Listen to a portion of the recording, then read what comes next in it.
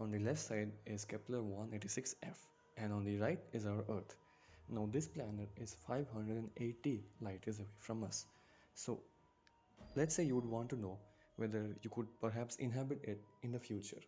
Then, how would you go about deciding whether this planet is similar to Earth or not? Why Earth? Because till now, even after detecting thousands of exoplanets, Earth is the best example of a planet that can host life that we know till now. So, what metric or number will you use for determining its similarity with Earth? You obviously can't travel there because we are ages away from traveling to another star system and land on another planet. We have not even traveled to another planet in our own solar system. So, we can forget about traveling to another star system for now. So, the question is, from your cozy stay on Earth, how would you determine whether another planet is similar to Earth or not? Okay, so we know we can't travel to that planet yet, but we would still like to know whether we can inhabit or not. Let's see what information we have about this foreign world. Now, over the years, with the help of multiple space missions like Corot, Kepler, and TESS, we have gathered values or the lower limits of multiple parameters for this planet star system, such as the radius of the planet from the transit method, the mass of the planet from the radial velocity method, the distance of the planet to the host star from the transit method again, and the properties of the star itself that we can observe. So, using these values now, how can we determine whether the planet that we are interested in is similar to Earth or not? For that, there is a multiparametric index designed to study the data that we have accumulated over the years of the multiple planets that we have observed. The index considers Earth as a base template, and it's called the Earth Similarity Index, or ESI. This index depends upon the planetary parameters such as radius, escape velocity, density, and the surface temperature of the planet. These values can be derived or observed from the parameters that I had mentioned earlier. So, how can we use this index scale for getting an idea about the habitability of the planet? Well, that is what today's paper is about. In 2018, four scientists from Bangalore, Kashyap, Gudenava, Doshi, and Safonova, used this index to study 3,566 exoplanets, out of which 1,650 were rocky, and determine their habitability potential and figure out which of the four required parameters of the index contribute to the entire index of the planet itself. Along with this, they also introduced another similar index, now with the planet Mars as a template. This index is, as you guessed, this Mars Similarity Index, and I will be talking about it later in the video. Now let's talk about the ESI for some time. The mathematical formula is given by this, where x is the physical property of the exoplanet, for example radius or density, and x0 is the reference to Earth in the ESI, and wx is the weight of that particular property calculated by considering a particular threshold value.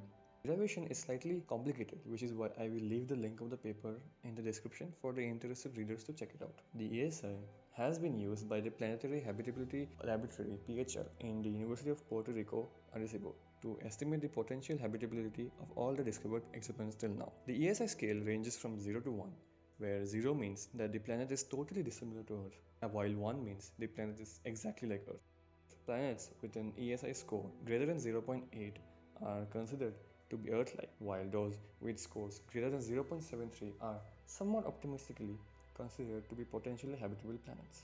The planet Mars is a good example of that. The ESI is then further divided into two types: interior ESI, which determines the probability of a rocky interior, and the exterior ESI, which determines the probability of the surface temperature to be in the habitable range. The interior ESI is calculated using the radius and density values, while the exterior one is calculated using surface temperature and escape velocity values. The overall or the global ESI is then the geometric mean of these two ESIs. This way, the scale accounts for the importance of both interior and surface properties of the planets and gives an overall view of the habitability.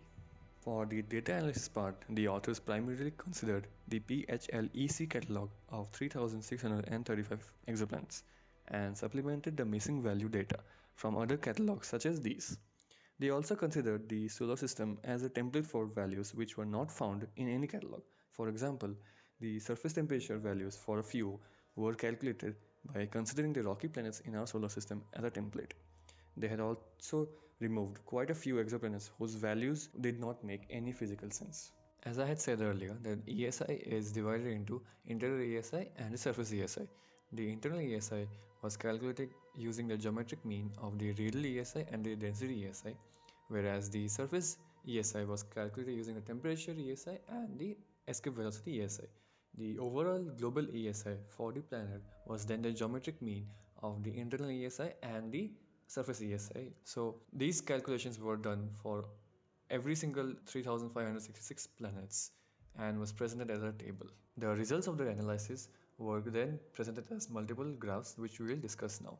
Firstly, there is this histogram of the ESI values of all the exoplanets that are considered in the dataset. We can observe that the majority of the planets fall in the ESI values of 0.2 to 0.4, which means that there are not many planets which are similar to Earth in the present database.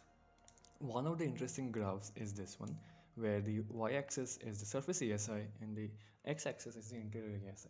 The red dots here are the rocky planets, the blue dots are the gaseous ones, and the cyan dots are the planets and objects from our own solar system. The dotted lines are the isolines of global ESI. One interesting thing to note here is that at 0.67 of both surface and interior ESI, we see there is a clear distinction between two groups. One is the rocky group and the other one is the gaseous group. There is the distinction also prevails for solar system objects as well. Now, as I had mentioned earlier, the authors introduced another metric, the Mars Similarity Index or MSI. The primary reason for that is that it's widely accepted now that Mars-like conditions might actually be suitable for extremophiles, such as the ones living in the extreme environments on Earth. The range of the scale is similar to the ESI, that is, 0 means not at all similar to Mars and 1 means identical. A planet with an MSI greater than 0.63 is recognized to be Mars-like. Similar to the ESI, the MSI's formula is this. A similar analysis was done for the MSI and these were the results. The importance of such parametric scales and analysis is that it helps us select the interesting candidates from the ocean of data that we have now and will only increase with time. Instead of sifting through each and every single planet to see whether it could be habitable or not, we could instead consult such metrics and reduce the sample space, saving us both time and money. Of course, the indices themselves could be improved to take other important factors into account as well. Taking other objects as templates, we could in the future come up with a life information score which could be used as an overall calculator for life itself and help us come up with a better criteria for determining the habitability of a planet. So what did you think of the video and the paper? Do you have a better criteria for determining the habitability of a planet? If so, please leave your thoughts behind in the comments. Please like and share the video if you found it insightful and subscribe to the channel. I hope you learned something new. Thank you. Stay curious.